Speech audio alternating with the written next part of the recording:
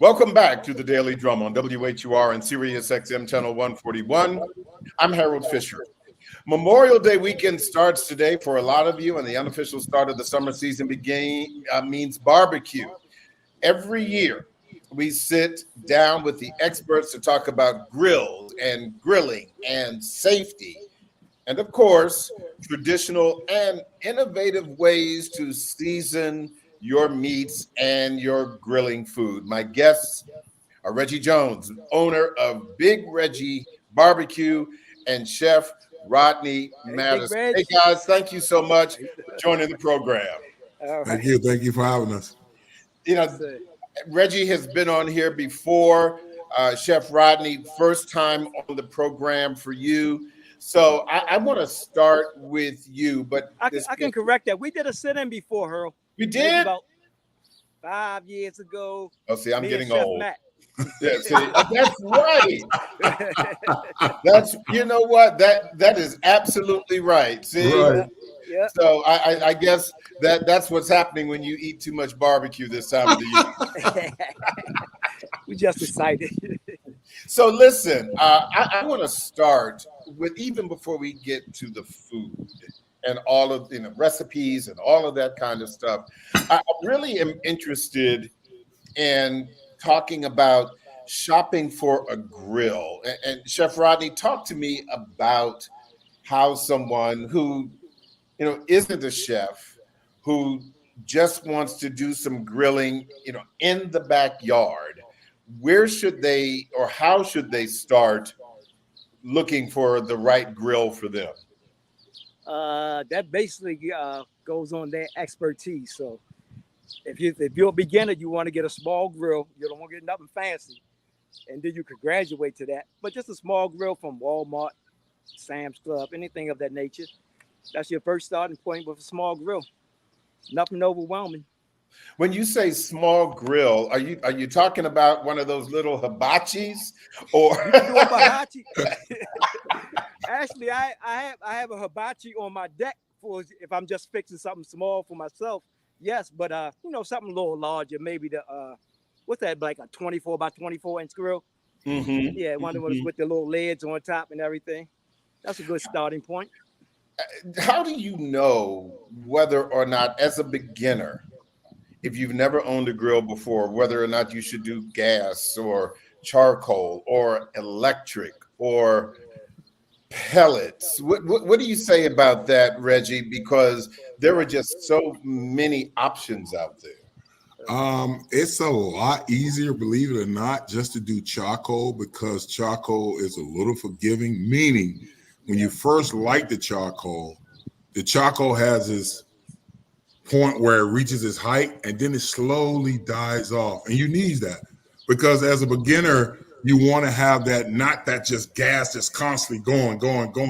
Ash. Yeah, exactly. And if you're a beginner cooker and your fire is constantly going, and you have to become one with your grill. I'm right with that. At least with charcoal, it becomes, you get to that height and then it falls off, so it gives a little bit of grace period. So charcoal is recommended for me. So and what is the difference between charcoal and pellets? What are pellets? I've seen those in Home Depot, Lowe's, and those other places, but I've never really paid that much attention to them.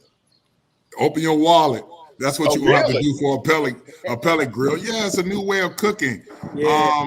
Until the pellet grill come down, it's a fad right now. The industry is always looking for new ways to come on the market and say, hey, use this as a cooking style.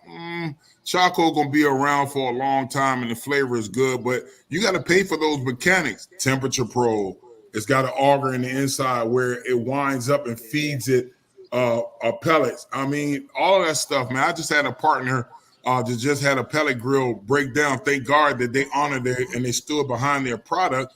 Mm-hmm. Where I know the apparatus, the whole system that controls that pellet grill, if it would have broke down, it would have cost them $1,500. But the grill was only probably about $800. Yeah. Just to get that new replacement, probably would have cost them even more. Man, it was crazy. But stick with charcoal. I know everybody want to go pellet because it's new, but charcoal and wood, you can't go bad.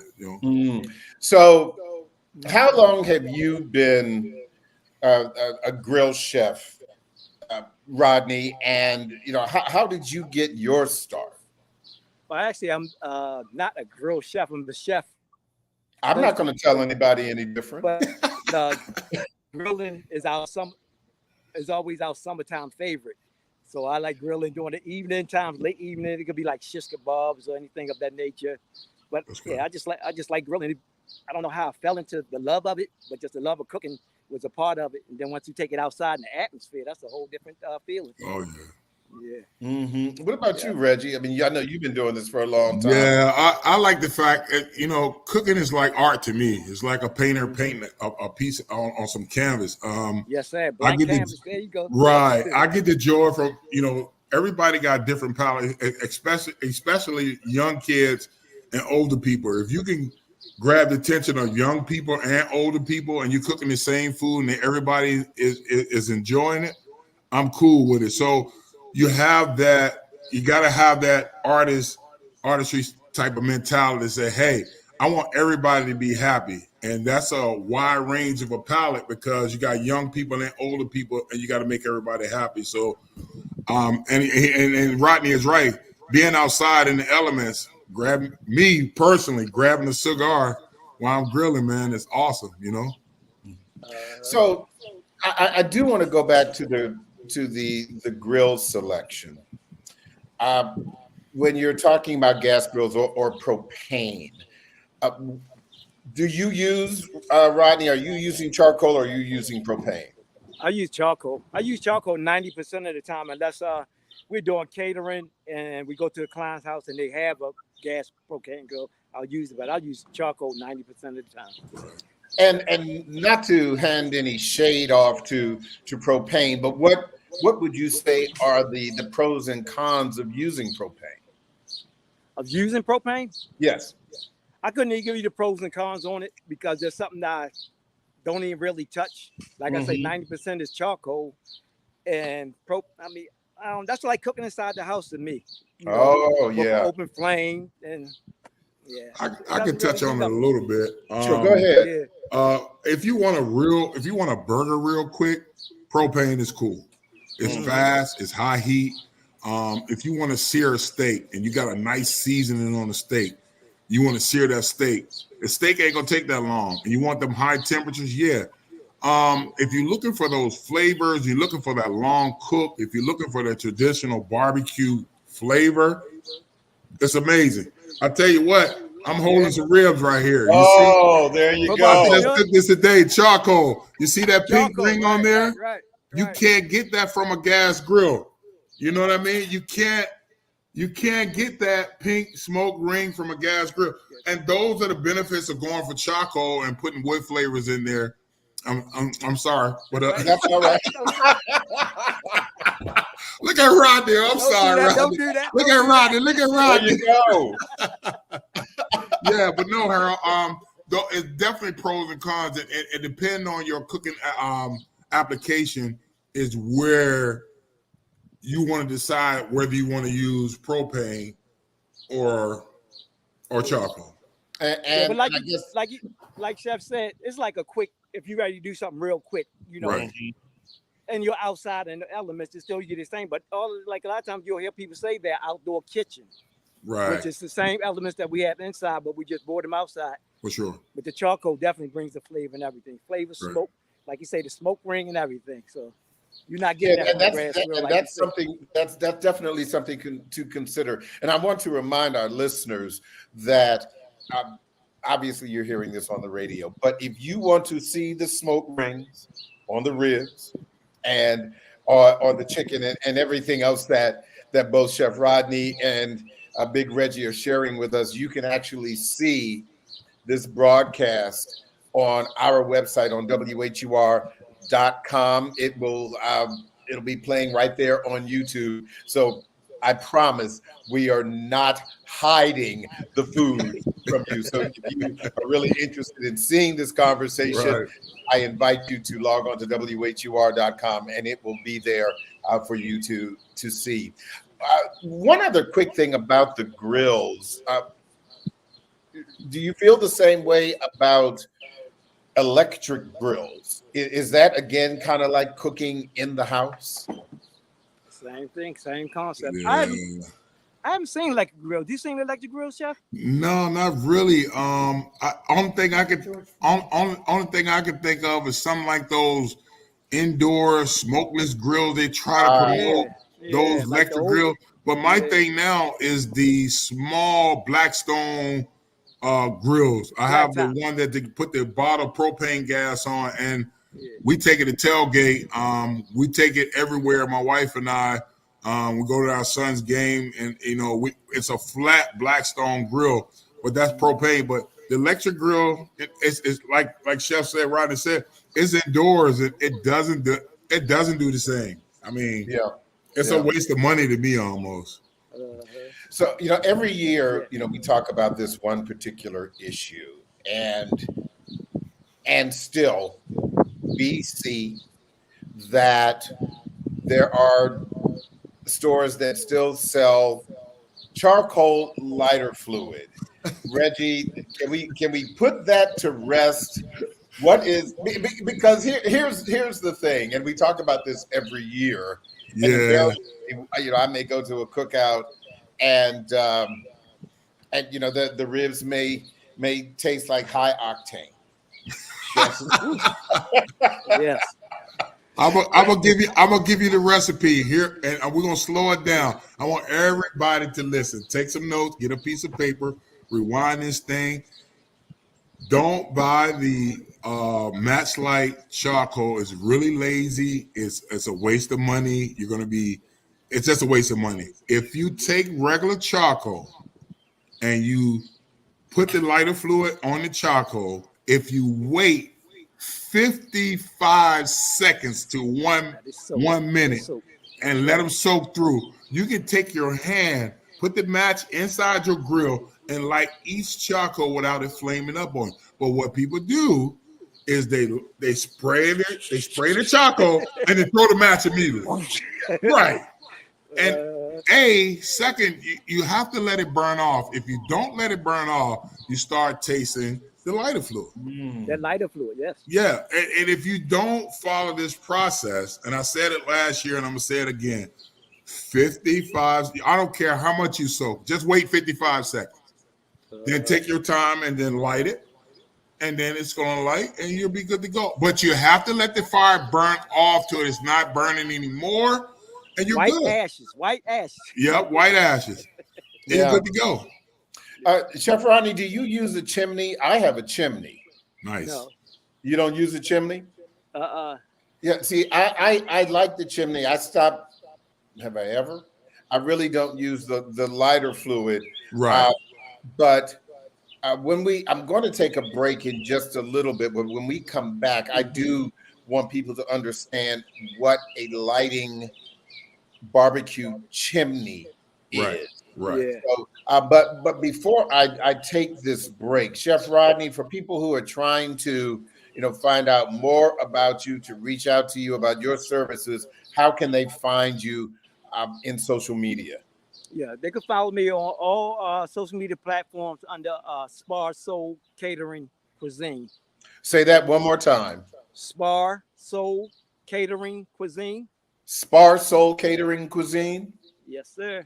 There you go. And Reggie, how can people find you? All you got to do is go to Google and type in Big Reggie's Barbecue. I'll pop up right there. I'm the only one. Big Reggie's. Yes, sir. Big Reggie's Barbecue. Big Reggie's with an S. Big Reggie's Barbecue. Big BBQ, Reggie's letters BBQ. Yep. Here. Wonderful. Listen, we're going to take a quick break, but don't forget you can hear this in every edition of the Daily Drum Insight segment via podcast on WHUR.com, our website. And stay with us. The Daily Drum will continue on Sirius XM channel 141. The Original Quiet Storm with John Mons is next on WHUR. This conversation continues on Sirius XM channel 141 in just a few seconds. Welcome back to the Daily Drum on Sirius XM channel 141. I'm Harold Fisher. We continue our conversation about grills, grilling, safety, and of course, traditional and innovative ways to season your meats. This is the start of the Memorial Day weekend, and a lot of people this weekend will be out barbecuing for family and friends. We have the experts, as we do every year, Reggie Jones, owner of Big Reggie's Barbecue, and Chef Rodney Madison. Now, before the break, Reggie, we were talking about chimneys. Explain what a chimney is and how it works and how you can use it safely. It has become one of my favorites. I'm getting older now, and I'm trying to get away from the lighter fluid. The chimney is a safe way to light your coals without using the chemicals of lighter fluid. Now, when you go to the store and you go to the big box stores and you're looking for charcoal, they got a little box of tumbleweed. I wish I'd have had one and run out to the garage and get one, but there's a little box of tumbleweed. You throw a couple of tumbleweeds down in your chimney and you add charcoal on there. And what that does, you light that tumbleweed from the bottom of your chimney, and it would ignite your coals and turn them all white. You dump them down in your charcoal pit or whatever Whatever grill you're you got going on. Sorry about that. And you add more coals on, and you're safe. You don't have to worry about the lighter fluid flavor or anything. It is just a safe way to be. Yeah, I've used one, but the thing that I try to do, because my grill is on the back porch, right? But I have my chimney on the concrete away from because it does burn. Smart. I was ready to say that. If you had a deck, you got tracks, you got wood, put it down on a concrete surface and let it get hot. Now, if you take the top grate out your grill, depending on, set it down in the grill and let it get hot, dump it, and then put the grate back on. It's different ways you can do it. You know what I mean? Mm-hmm. Okay. Well, I want to get to now some of the foundational things, Chef Rodney. So, once you've got your coals in the grill, but before you put your meats and things on, how hot should your grill be? And is the answer to that question dependent on what you're grilling? Yeah, first we want to clean that grill off from last year. We not used it. We'll thank you for that. True. Brush the surface off. True. And then you can follow the process after that. But I use. Well, hold on. Let me stop you there, because I think the cleaning process is important, and I appreciate it. Yeah. But that's why we're talking to the expert. So, assuming that you, during that last grilling of last year, that you didn't clean your grill, and now it's a year later, Rodney, how should you clean your grill? Well, I use a wire brush, and just take the grates and just brush the excess char or whatever off the grill on the top side and on the surface side. Oh, okay. Yeah, because a lot of times it's just people do the top side, but you still have the bottom side that will produce charcoal, and the char part is the part that will cancerous part that will hurt you or whatever. Right. But yeah, you clean both sides of it. I don't use soap and water and none of that, right? Because it's already flavored up from years and years and years. You just want to brush it off and do.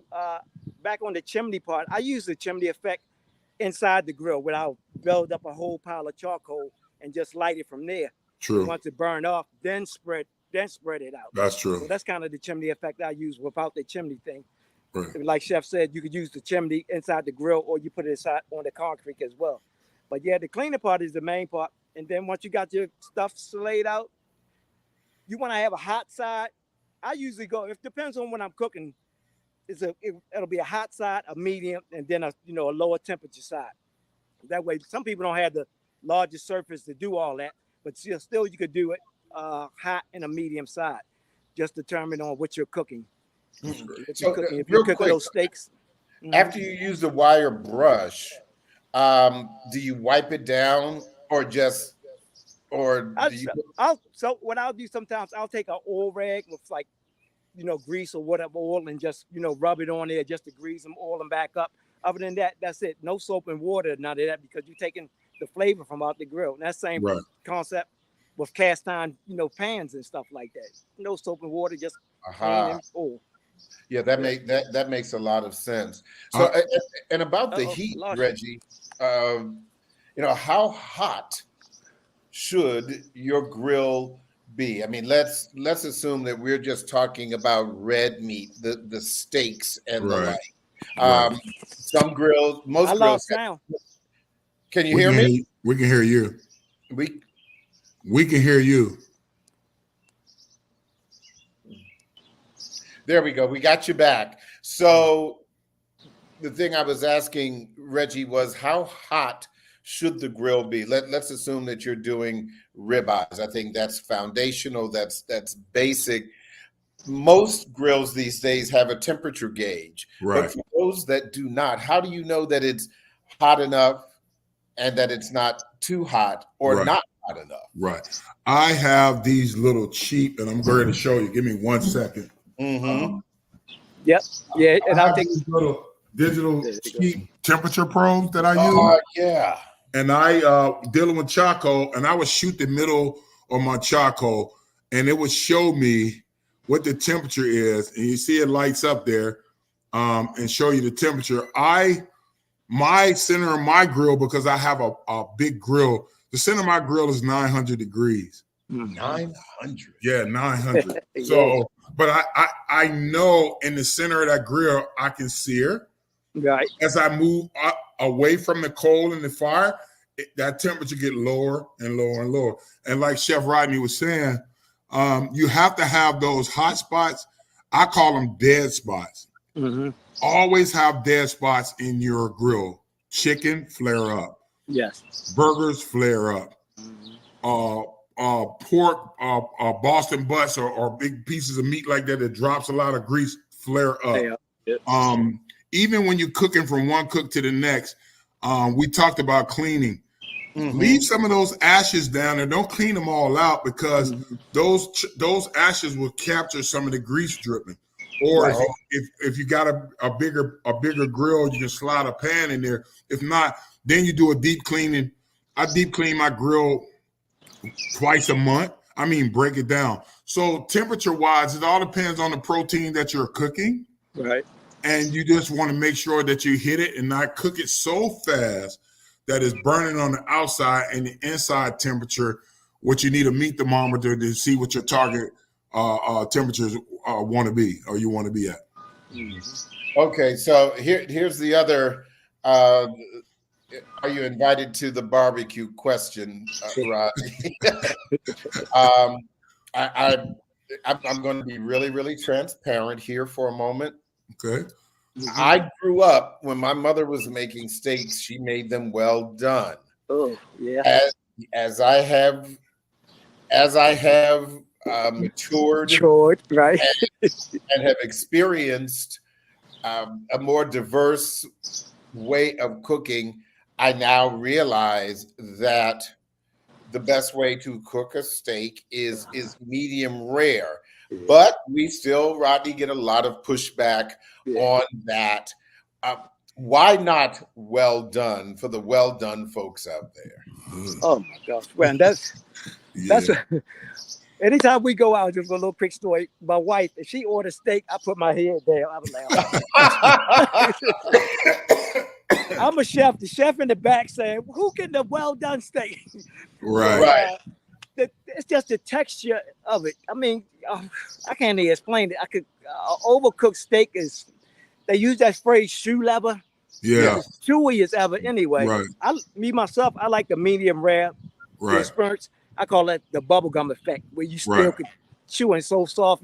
You almost want to blow a bubble. You can, but it's meat. Go ahead, chap. Come on. Hey, I'm gonna tell you, Harold, the only way you can get a steak almost well done, the only cut of meat it's gonna still be soft. New York. It's gonna be the filet mignon.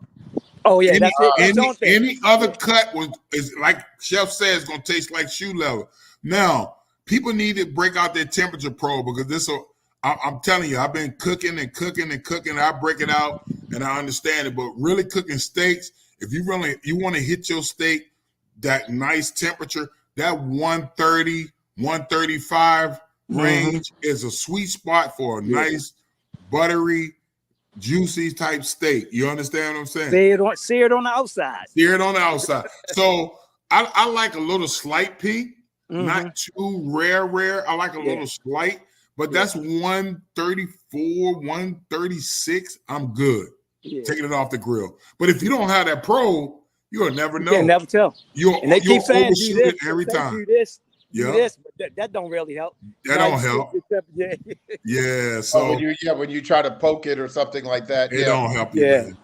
Yeah. And the other thing is, we see in some of the finest restaurants and on commercials, we see those char marks, the grill marks.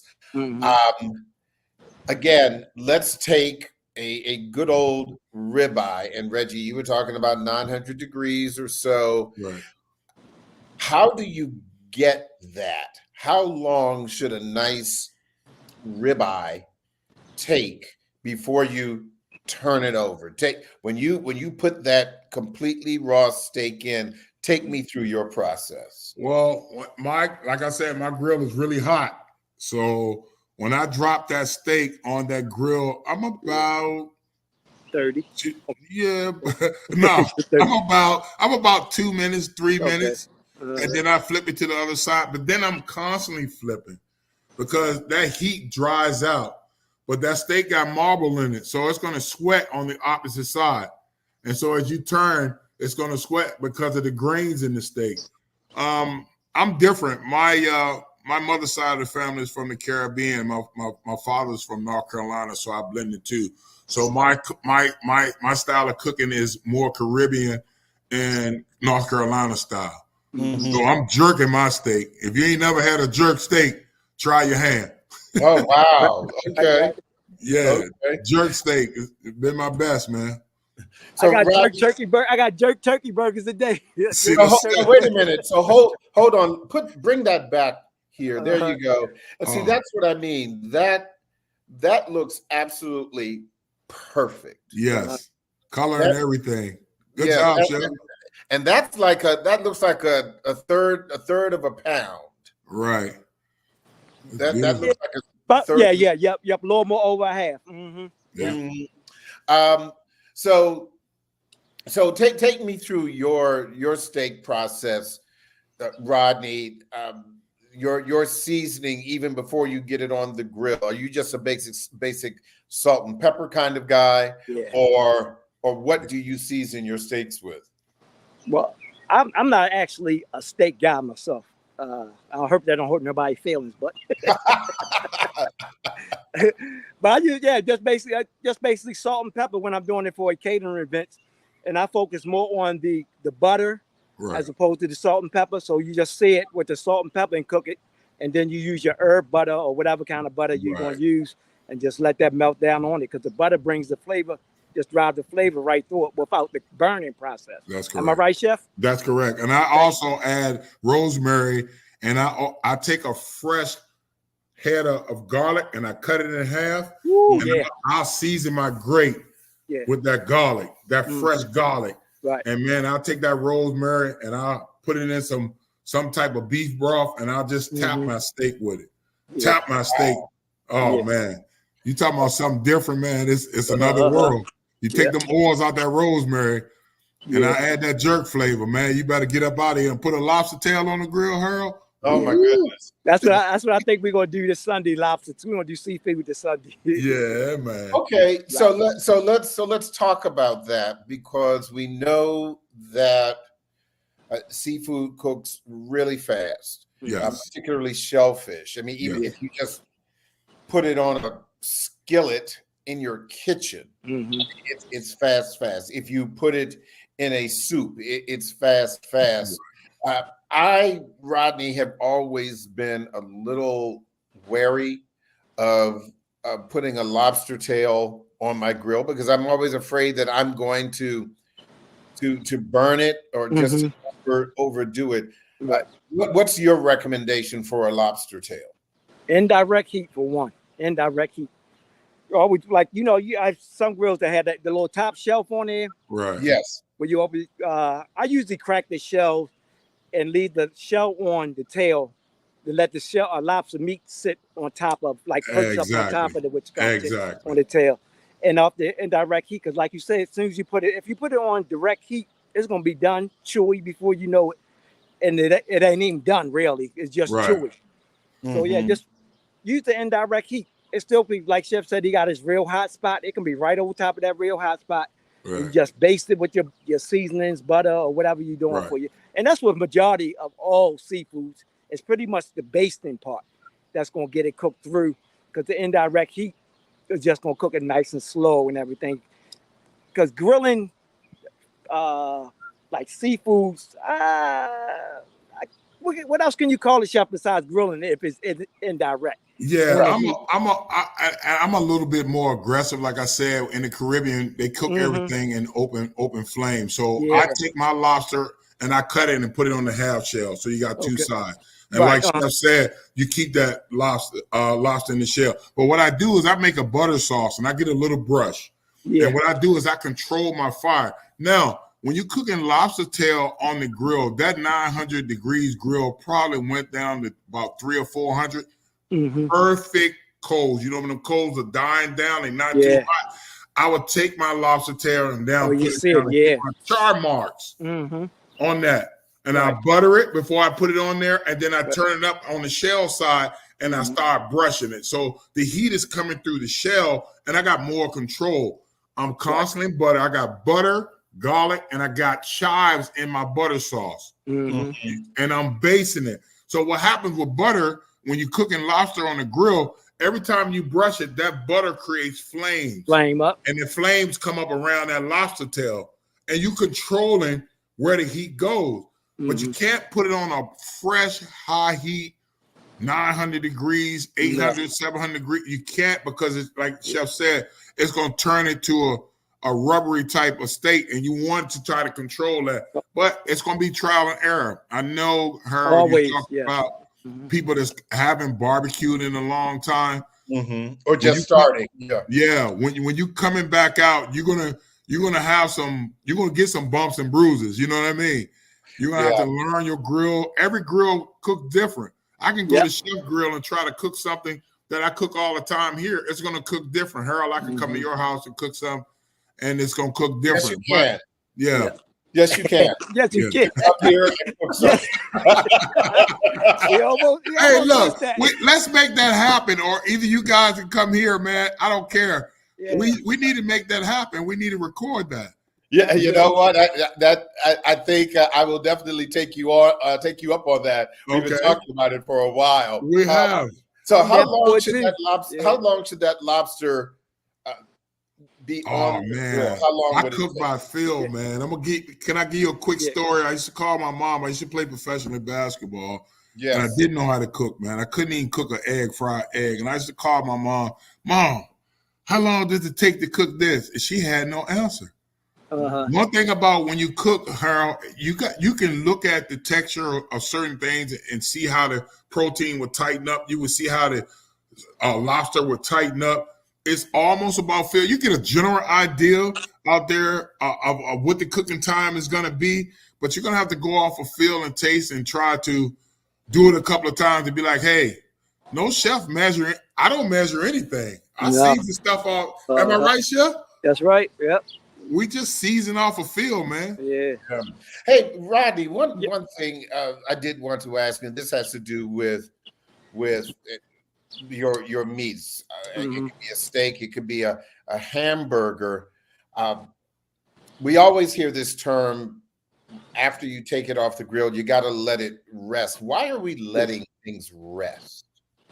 You're actually letting it rest so it, like Chef said, it contracts when it's cooking. So once you let it rest, it gives the juices time to expand and just falls down into the meats. I think I said that with something else too. Exactly.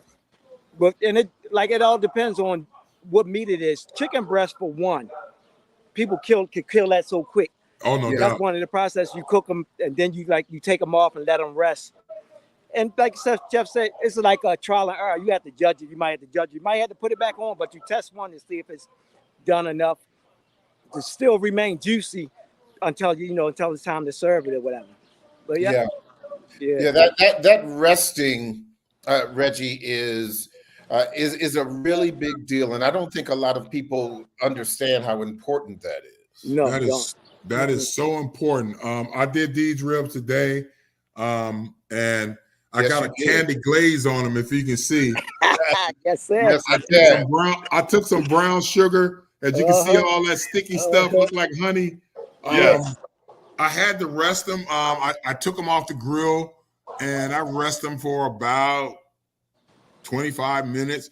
That allows that, like Chef said, it allows them juices to go back in and allows that protein to tighten back up. Because if I would have took this rib off when it was hot and tried to cut it, it would shred it all up. It would make it turn to crumbs. It'll fall apart. It lets the texture kind of tightens up and allows you to kind of rest and be like, those flavors are going back into the meat. Very important stage. And not for everything. Like now, if you're cooking a steak, you don't have to let it rest. You don't want it, because that steak will tighten back up and get tough. Depends on the cut. But most steaks will tighten back up. Same thing with chicken. Chicken wing, you don't have to worry about that. Right. But ribs and especially what's the beef brisket. Yes. That's what I was very important. Yes. I'm talking about hours and on hours you have to let it rest. Now my beef brisket process is a 22-hour process. 22 hours. Cooking, like 4 or 5 hours resting. It's serious. Yeah, it sounds like it. Yeah. So I want to talk about smoking now. Smoking chicken. Hey, baby, got a guest came. I got my steak killer in here. Okay, well, there you go. Say hello, baby. Hello. Go ahead, Earl. So when we're talking, hello, dear. How are you? How you doing, sweetheart? How are you? It's a family affair. This is Memorial Day weekend coming up. Yes, sir. So when you're smoking a chicken, and this time I'll start with you, Reggie. If you want to smoke a whole chicken, how do you recommend? Do you recommend butterflying it, not butterflying it? And if you don't have a smoker, if you just have a grill, as I said, we're talking about beginners. Right. What do you suggest? It's different ways to do it. If you leave it whole, your cooking time is longer. If you cut it in half or spatch it or kind of lay it out, the cooking time is a lot less. Now, people need to realize how to set up the smoking part of their grill, especially with charcoal. Good point. Right. That smoking temperatures, my smoking temperatures is around 125 to 130 degrees. It's real low. Because if you get anything over that, it's going to burn up the wood chips or whatever. So what I do is I take wood chips, put them on the grill grate in the firebox, and then I'll cover them with charcoal. So when I light that charcoal, I get a smoky flavor for a long time. Now, there's a difference between clean smoke and dirty smoke. Okay. But what is that? Exactly. When you're looking at your smoke, your smoke should look like the sky. Like it's got a blue hue to it. If you're looking at your smoke and it's got a dirty, yellowish tint to it, you got dirty smoke. That means you got old bark in there. You got old wood. It's got a yellow, you'll see it. It looks like a yellow crayon almost. But if it looks like a nice blue flame smoke coming out there, you'll be like, oh, so that's the difference. So you need to understand between dirty smoke and clean smoke. And that perfect smoking temperature is anywhere from between 125 degrees, 135. That's it. Because once also, Chef, you got to remind them that you're cooking on a large scale of cooking. Right. When you're speaking about, when Chef is speaking, he's speaking on a large. So a lot of times we're not going to see that blue smoke coming out our little household grills or whatever. Right. Remember, right. he got a 900 temperature going on. Right. Yeah. Yeah. But I got yeah, smaller grills too, and it goes across any spectrum. If your grill is big enough, and most of the time when you're smoking, you're doing indirect. You got the fire on one side and your meat on the other side. That smoke is coming out. Coming up, yeah. Yeah. So you just got to pay attention to the color. I'm sorry about that. No, you good. No, so what about, I know a lot of people soak their wood chips. When you put your wood chips on your grill before you put the charcoal over them, have you soaked them, or are you talking about dry wood chips? I've done both, and I'm gonna be honest with you. Yeah, I like the dry versus the soak for me. Okay. Yeah. Now what's the difference for you? I get a better smoke control right away. I know how much smoke I want because it's dry. When it's wet, that wet is when you just want a hint of smoke. You're throwing the wood chips over top of coals, and you don't care. And that water is trying to preserve that wood from igniting. I want my wood to ignite, and I want to control the smoke, and I want that smoke for a little bit of time. The reason why I want it for a little bit of time is if you smoke your meat too much, guess what color it's gonna turn? Black. It's gonna look like charcoal, right, Chef? Yeah, definitely. I was gonna say brown, black, burnt. Yep. So you can over smoke it. So by me leaving it dry, it goes a lot faster, and I don't have to worry about, man, this thing is smoking for a long time, and then my meat just get darker and darker and darker. Yeah. But I wrap a lot of my meat too to stop the cooking process and the coloring process as well. Okay, that was a good point on that smoking part, on the soaking and which comes. A lot of times I used to soak too, and what you explained in the beginning, how you capture that smoke instantly from the dry. Right. That was a good point. That was new to me. That's good. What kind of wood are we talking about for, let's say, chicken? I got 3 flavors. I don't know about Chef. I got 3 flavors. My 3 flavors are cherry, musky, and hickory. I don't care what meat it is. I'm going with those 3 combinations. Okay, cherry, mesquite, and hickory.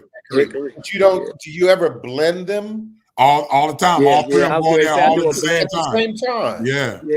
Wow. Everything. Because the protein have its own flavor. We're not changing the protein of steak. We're not changing the texture of ribs. We're not brisket. We're not changing that turkey. We're not changing that. We're just adding that smoke flavor. Them proteins have its own flavor. And that's what people need to realize. Less is more. Yep. Less is more. Real quick, because I'm almost out of time here. And Chef Rodney, I'll start with you. What is your best seasoning for your best meat dish? What do you like? I use a blender of different blends of seasonings.